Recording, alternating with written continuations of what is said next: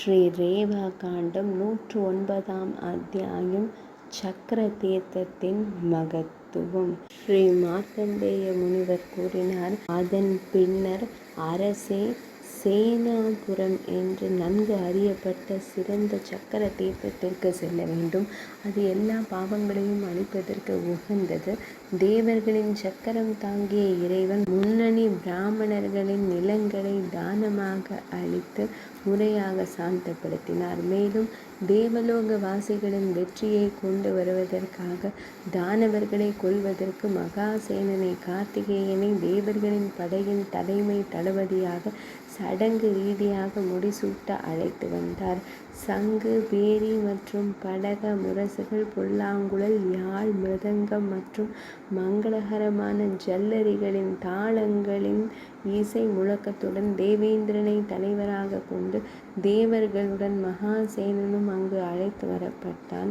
அதன் பின் தனது பலத்தால் செருக்குற்று போன ருரு என்ற தானவன் பயங்கரமான கர்ஜனையுடன் முடிசூட்டு விழாவிற்கு தடைகளை ஏற்படுத்த அங்கு வந்தான். யானைகள், குதிரைகள், தேர்கள் மற்றும் காலாட்படை வீரர்களை கொண்ட அவனது படை 10 திசைகளையும் நிரப்ப ஒரு பெரும் போர் மூண்டது. அவர் பயன்படுத்திய பல்வேறு ஆயுதங்கள் சக்தி, ரிஷ்டி, பாசம், முஜலம், கட்கம், வாள், தோமரம், இரும்பு தடி, தங்கணம், கோடரி, பல்லம், ஈட்டி, கர்ணிகம், நாராசம் போன்றவை ஆகும். போர்க்களம் முழுவதும் தலையற்ற உடல்கள் சிதறி கிடந்தன. ஒரு கணத்தில் எதிரிகளின் கூட்டத்தை அழிக்கும் பகவான் ஸ்ரீ மகாவிஷ்ணு வெள்ளிலிருந்து எய்த அம்புகளால் எதிரிகளின் படையை அழித்தார். யானைகள், குதிரைகள் மற்றும் தேர்கள் அழிக்கப்பட்டன.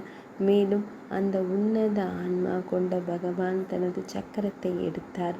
போர்க்களத்தில் சுரர்களாலும் அசுரர்களாலும் எளிதில் காணக்கூடிய மதுவை வதம் செய்தவரின் கரத்திலிருந்து ஏவப்பட்ட பயங்கரமான சுடர் விடும் கூர்மையான சக்கரமான சுதர்சனம் தைத்தியனின் தலையை துண்டித்தது.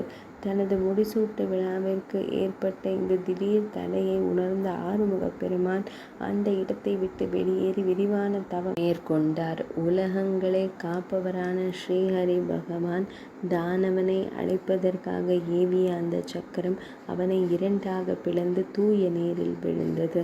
அங்குள்ள தீர்த்தத்தில் புனித நீராடி மனம், புலன்கள் மற்றும் சீற்ற சுபாவத்தை கட்டுப்படுத்தும் மேன்மையான பிராமணர்களை போற்றுபவன் 1 கோடி புண்ணிய செயல்களின் பலனை அடைகிறான்.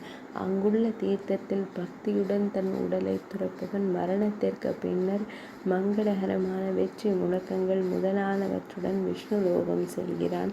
தன் விருப்பப்படி விளையாடி தேவர்கள் மற்றும் கந்தர்வர்களால் முறையாக போற்றப்பட்ட பின்னர் அவன் மீண்டும் இங்கு திரும்பி வந்து ஒரு பெரிய குடும்பத்தில் மறுபிறவி எடுக்கிறான்.